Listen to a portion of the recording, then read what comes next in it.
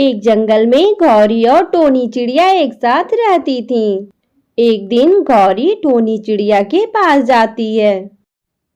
अरे टोनी, तुम मेरे घर चलो, मेरी फ्रेंड आने वाली है और उसके लिए मुझे अच्छे अच्छे पकवान बनाने हैं। ठीक है गौरी बहन, आप चलिए और मैं तुरंत अपनी बेटी के लिए भोजन बनाकर आती हूँ। मम्मा, क्या आपकी कोई सहेली नहीं है? गौरी आंटी की तो हमेशा सहेली आती रहती हैं।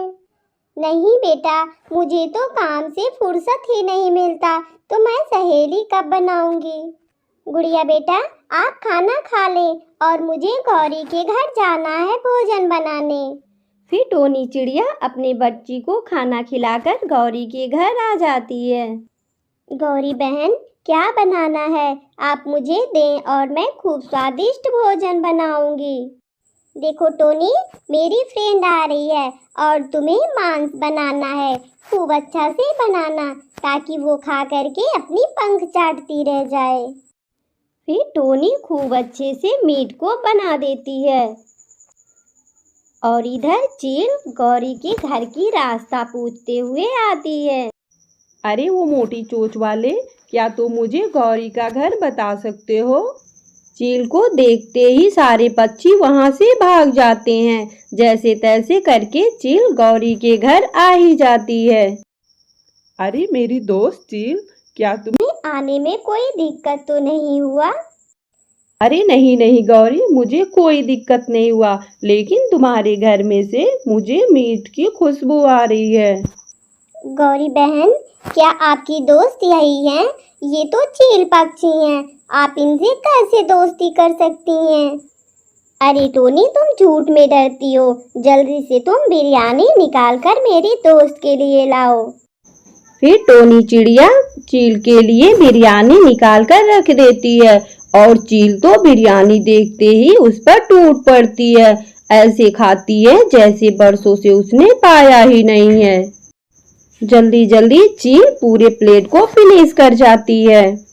गौरी बहन, अब मैं अपने घर चल रही हूँ, मेरी गुड़िया मेरा इंतजार कर रही होगी। टोनी के जाने के बाद चील गौरी से पूछने लगती है। अरे गौरी, ये तुम्हारे बगल में रहती है क्या? और इसके कितने बच्चे हैं? देखो माही चील, तुम पिछली बार की तरह फिर शुरू मत हो जाना।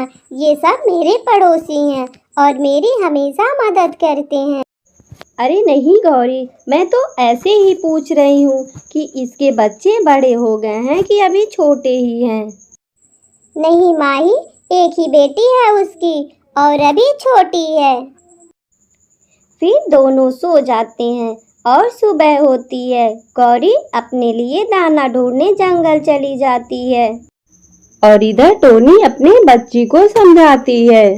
गुड़िया बेटा, आप दरवाजा ना खोलिएगा, मुझे तो बहुत ही ज्यादा डर लग रहा है। इस जंगल में गौरी आंटी के घर एक चील पक्षी आई है, क्या पता कब किस बच्चे को वो खा लेगी। ठीक है मम्मा, मैं दरवाजा नहीं खोलूंगी, आप आराम से जाइए। फिर टोनी और गौरी दोनों जंगल में चली जाती हैं दाना लेने के लिए और इधर चील टोनी के घर के पास आकर दरवाजा खटखटाती है। अरे कोई है घर के अंदर? दरवाजा तो खोलो, मैं अकेले बोर हो रही हूँ इस जंगल में। आप कौन है? मैं दरवाजा तो नहीं खोलूंगी, मेरी मम्मा ने मुझे मना किया है। अरे बेटा, मैं चील आंटी हूँ, तुम्हारे गौरी आंटी की फ्रेंड हूँ मैं।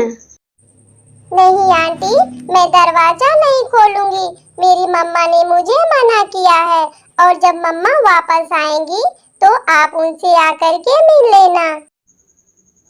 फिर चील मन ही मन गुस्सा होने लगती है और वहां से वापस फिर गौरी के पास चली आती है। तब तक गौरी दाना लेकर आ चुकी होती है।